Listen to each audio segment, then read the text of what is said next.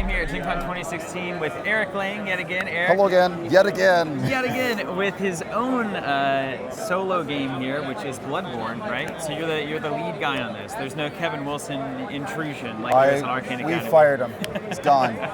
So this is Bloodborne. Eric, tell me about Bloodborne. You said you really love some of the stuff this game is doing. Obviously, you're the designer, but you seem particularly inspired by this one. So tell me about it.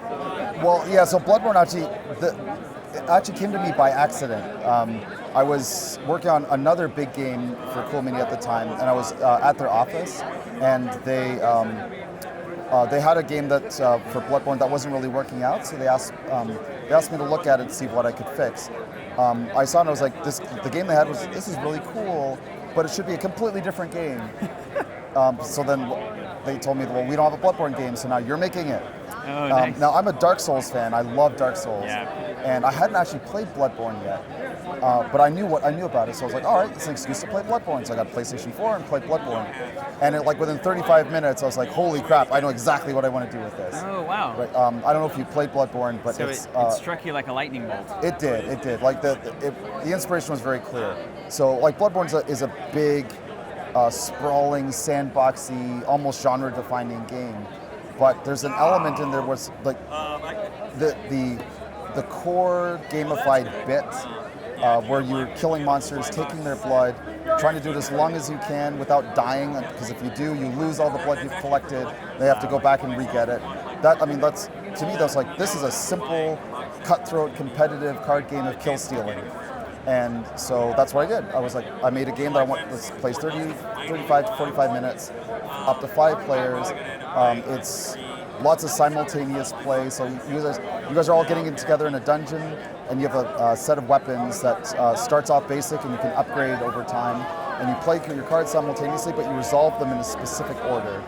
So there's a lot of that kill-stealing dynamic going on. It's not cooperative, it's competitive, but because you guys are playing simultaneous, there ends up being a little bit of coordination between players.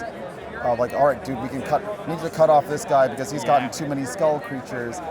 I'm going to play this, you're going to play this, but room for betrayal as well. Right. But still competitive.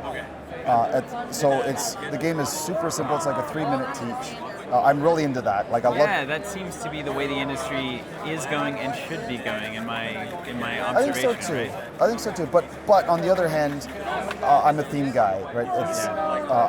I want the games to be immersive and fun. So I don't really teach so much with mechanics. I like to teach people, go like, here's a quick story. You guys are going to a dungeon, you're killing monsters, and you're taking their blood, and you want to stay in as long as you can. Until you pull out and like store it, and whoever has the most blood at the end of the game and trophies from monsters they killed wins. Yeah. After that, I just show them the 5 cards they start with, and they can start playing. Yeah. But the game has a lot of nested complexity, and it's a little CCG-like, right? I used a lot of my trading card game, living card game knowledge, and built in these really cool combos in between cards and interactive combos. Like for example, the Flame Sprayer card that deals double damage to anybody that dealt a melee card that round. So you get a tiny little bit of rock paper scissors layered on top of a numbers game. Yeah. Which I think is pretty cool. Well, what kind of a player group do you see gravitating towards a game like Bloodborne, right? Honestly, anybody who likes card games. Like I wanted to make it really broad. So people who like games about, people who like competitive games about killing monsters. Yeah. Like people like dungeon crawls, people who like psychological games, people who like collectible card games but don't necessarily want to build their own decks. Yeah. There's a pretty wide Venn diagram for that. And you see this as a game that people can bring in and play over and over again and still get the same amount of enjoyment out of it. Yeah, so I'm a replay guy too. Yeah. So every game there's a boss that not so much unlike Arkham Horror, there's a boss in there that completely changes the overarching rules of the game. Mm-hmm. And so there's 5 of those. You'll shuffle them and you play one. The upgrades that you get. There's a big deck of upgrades that when you buy them, they permanently add to your hand. And so the relationship between them is different. It makes every game different. And the monsters that you're fighting, the deck is like 35 cards, but you only take 10 of them.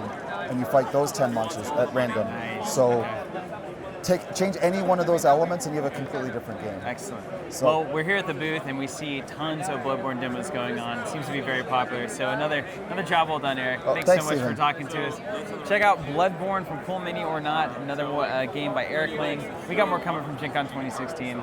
Stay tuned, guys.